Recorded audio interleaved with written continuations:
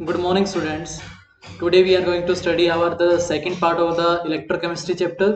और आज हमें जो टॉपिक कवर करने हैं इस चैप्टर में वो ये हैं हमें कवर करना है Nernst equation.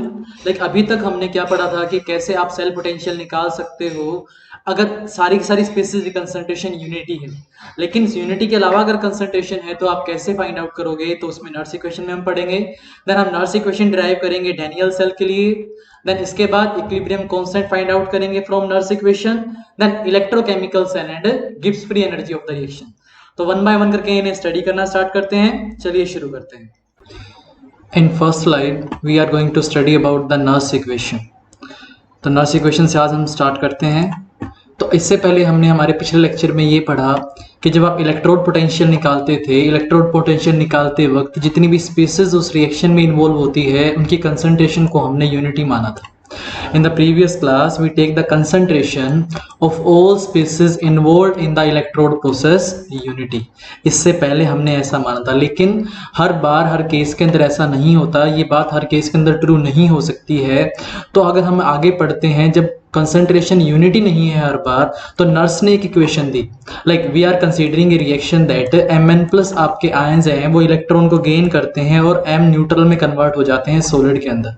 Now according to the Nernst equation, the electrode potential at any concentration measured with respect to the standard hydrogen electrode can be represented as, यानी अकॉर्डिंग टू नर्स इक्वेशन के, Nernst equation है क्या जिसके अंदर हम किसी के भी इलेक्ट्रोड पोटेंशियल को with respect to standard hydrogen electrode measure करते हैं at any concentration, then that equation is E, that is from Mn plus to M.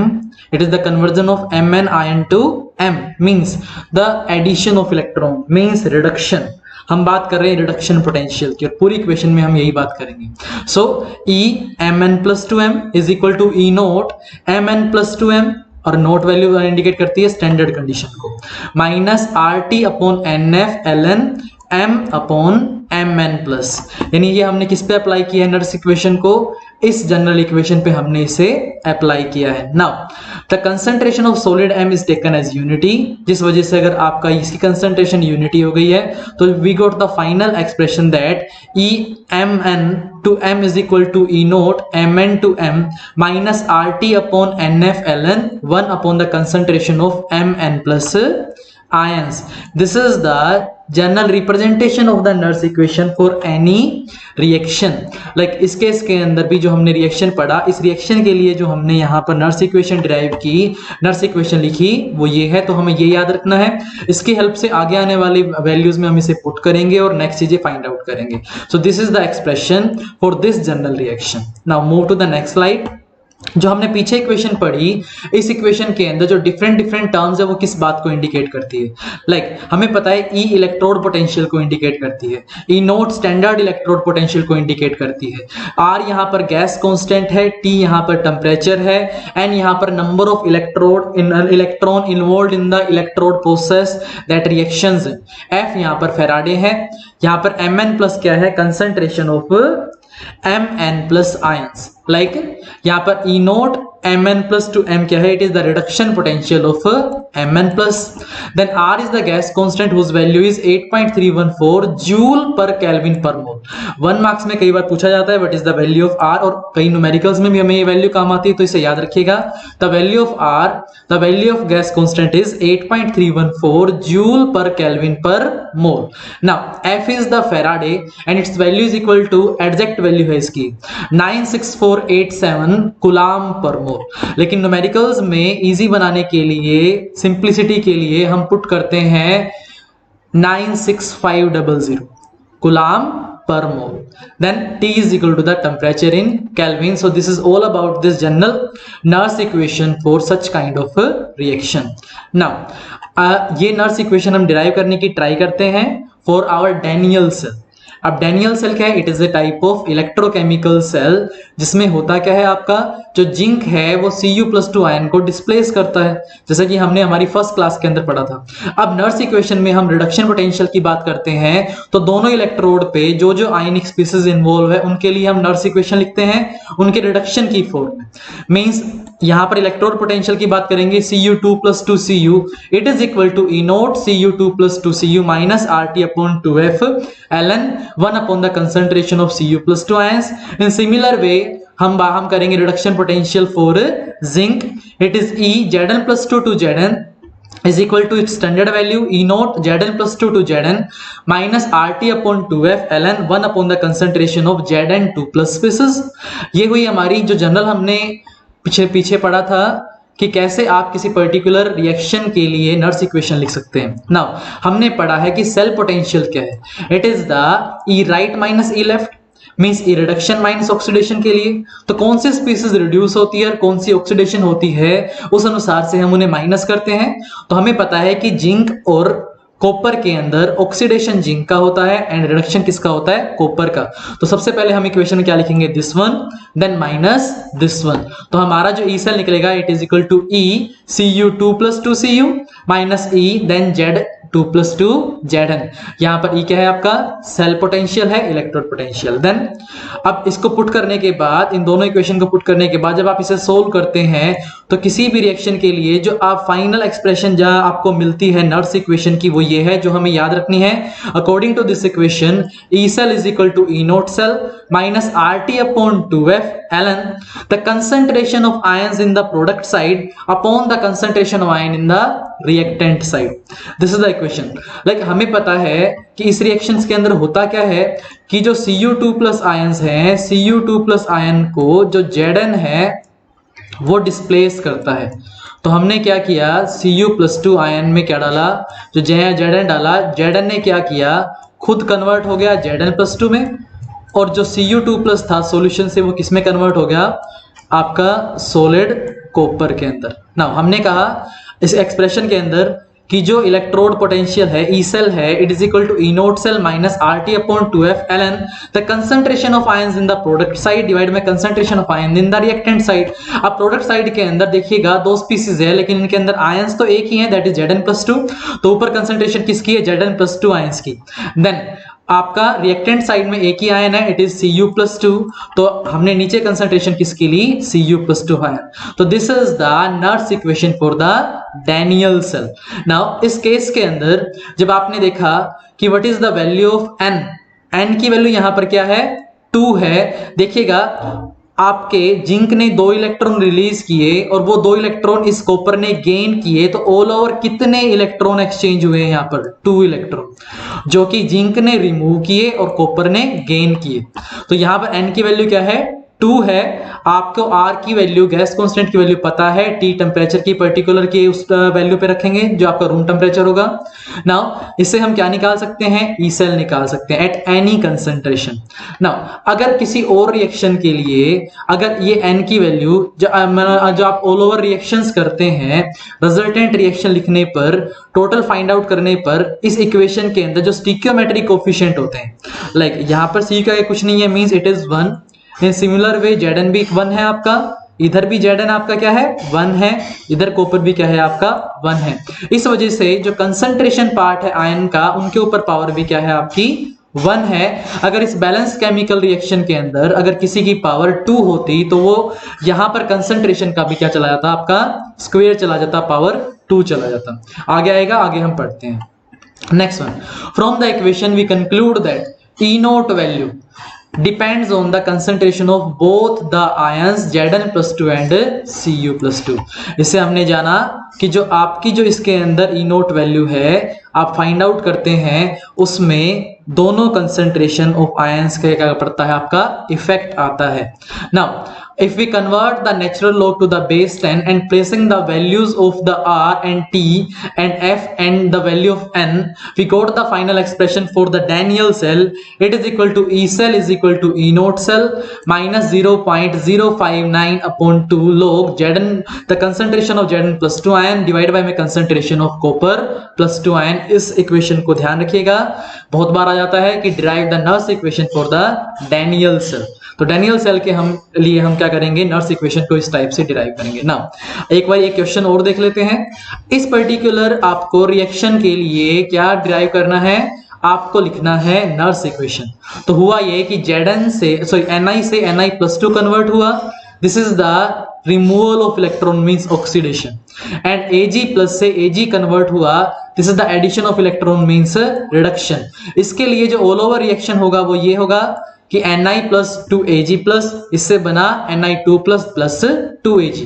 अब आपको पता है कि प्रोडक्ट साइड में कौन सा आयन है और रिएक्टेंट साइड में आपका कौन सा आयन है, तो नर्स इक्वेशन इजीली लिखी जा सकती है according to this. E cell is equal to E naught cell minus RT/2F ln the concentration of ion in the product side divided by concentration of ion in the reactant side rise to their coefficient, जो कि balance chemical equation में लिख रखे हैं। तो यहां देखिएगा Ni के आगे कोफिशिएंट 1 है, तो Ni की पावर भी क्या है यहाँ आपकी 1, और Ag के आगे कोफिशिएंट क्या है बैलेंस केमिकल इक्वेशन में 2, तो Ag की पावर भी हमने क्या की 2 की। तो हमें ये एक्सप्रेशन मिला किसके लिए, इस पर्टिकुलर इक्वेशन के लिए।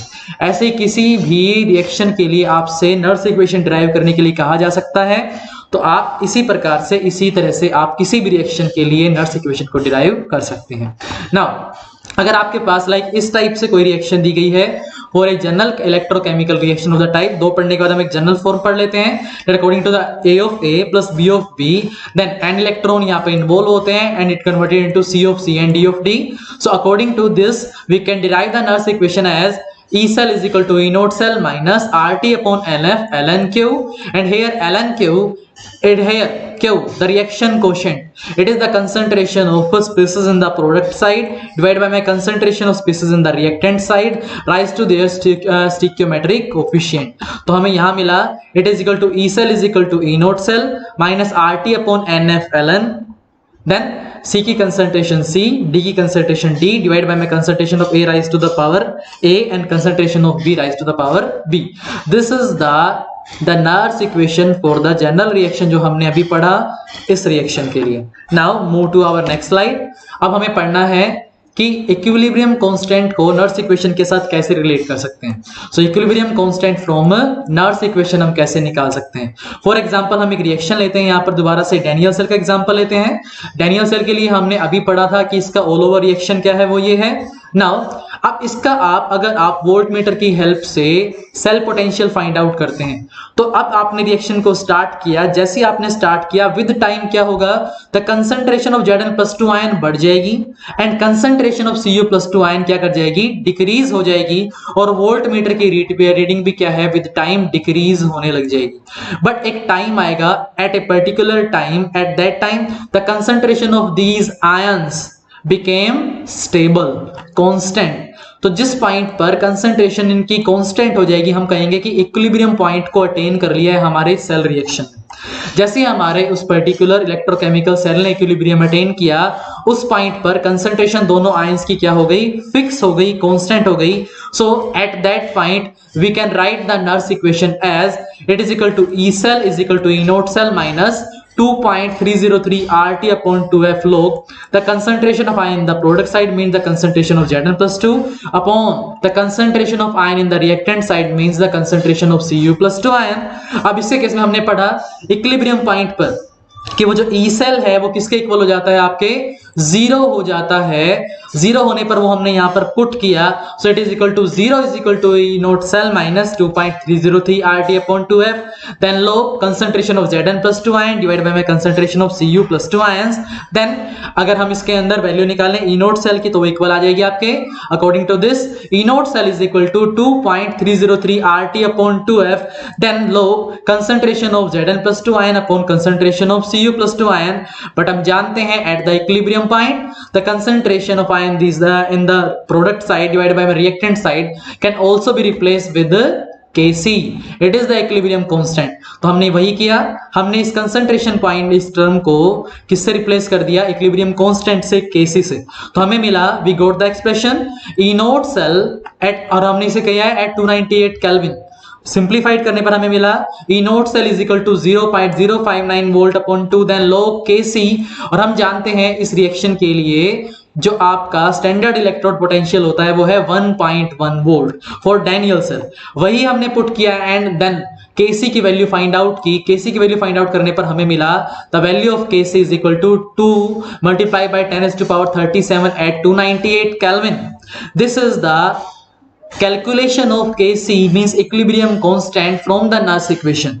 बट जनरली अगर हम देखें तो किसी भी रिएक्शन के लिए what is the relationship between the E naught cell and the Kc, it is the relationship E naught cell is equal to 2.303 RT upon NF then log Kc। So this is how we can correlate the equilibrium constant with the Nernst equation, or we can find out the equilibrium constant using Nernst equation for a electrochemical cell। Now in our next slide we are going to study the electrochemical cell and the Gibbs free energy of the reaction, कि आप electrochemical cell और Gibbs free energy of the reaction को कैसे correlate कर सकते हैं। ध्यान से सुनिएगा, फिर हमने फ्यू पॉइंट्स को यहाँ पर नोट डाउन किया है, वन बाय वन करके हम पॉइंट्स को स्टडी करते हैं। Now in our first point, the electrical work done in 1 second is equal to the electrical potential multiplied by the total charge pass। यानी हम कैसे कैलकुलेट कर सकते हैं कितना इलेक्ट्रिकल वर्क डन हुआ, it is the equal to the electric potential multiply by the total charge. Then if we want to obtain the maximum work done from a galvanic cell, अगर किसी galvanic cell से अगर आप maximum work done find out करना चाहो, then charge has to be pass reversibly.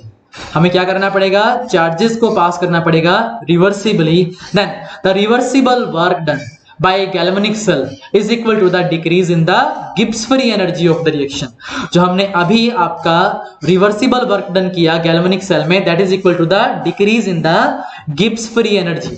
So if the EMF of the cell is E and NF is the amount of the charge pass and delta Rg is the Gibbs free energy change of the reaction, then we got the final expression, it is delta Rg is equal to minus NF E cell। यहाँ पर change in Gibbs free energy की बात है and यहाँ पर number of electron involve in the all over reaction है, F is equal to Faraday है and E cell क्या है, यहाँ पर हमारा सेल पोटेंशियल है। So for this kind of reaction, इसके लिए आप देखिएगा N की वैल्यू क्या है, मैंने कहा कितने नंबर ऑफ इलेक्ट्रॉन्स इन्वॉल्व होते हैं, तो इस रिएक्शन के अंदर कितने इन्वॉल्व है, जिंक ने 2 इलेक्ट्रॉन दिए और वो इलेक्ट्रॉन किसने लिए, कॉपर ने। तो जिंक आपका ऑक्सीडाइज हो गया, कॉपर आपका रिड्यूस हो गया। So for this reaction the value of N is equal to 2। But अगर आप इस रिएक्शन को 2 टाइम्स कर देते हैं तो एक रिएक्शन के लिए, सिंगल वाली के लिए तो आपका नंबर ऑफ इलेक्ट्रॉन 2 था, तो ट्वाइस के लिए नंबर ऑफ इलेक्ट्रॉन हो जाएगा आपका 4। So here for the second example the value of N is equal to 4। Now when the concentration of all species involved in the reaction is unity, जब concentration सभी species की unity हम मान लेते हैं तो जो आपका ई सेल है वो किसके इक्वल हो जाता है, ई नोट सेल, स्टैंडर्ड वैल्यू के। उसके लिए हमें एक और आपकी इक्वेशन मिलती है, that it is the delta R G naught is equal to minus N F E naught of the cell. ये हमें एक्सप्रेशन याद रखना है, न्यूमेरिकल में हमारे काफी काम आएगा। Then we can calculate the equilibrium constant by the equation, it is delta R G naught is equal to minus R T L N K. Means हम कांस्टेंट के साथ, इक्विलिब्रियम कांस्टेंट के साथ कैसे कोरिलेट कर सकते हैं गिब्स फ्री एनर्जी चेंज को। This all about the today's class. इसमें हमने पढ़ा नर्स इक्वेशन के बारे में, फिर नर्स इक्वेशन से हम कैसे रिलेट कर सकते हैं आपका इक्विलिब्रियम कांस्टेंट, और देन गिब्स फ्री एनर्जी के साथ इसका क्या रिलेशन है। Thanks for watching.